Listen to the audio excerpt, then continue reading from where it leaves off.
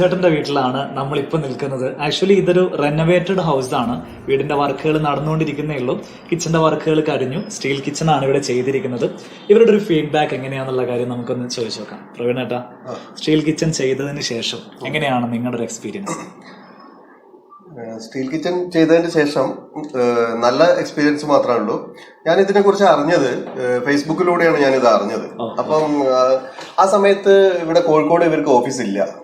അപ്പൊ ഞാൻ പിന്നെ യൂട്യൂബിൽ കുറെ സെർച്ച് ചെയ്തു. അപ്പൊ ഈ ബെത്ത്ലിവിംഗ് ഒരുപാട് സ്ഥലത്ത് ചെയ്തത് ഞാൻ കണ്ടു.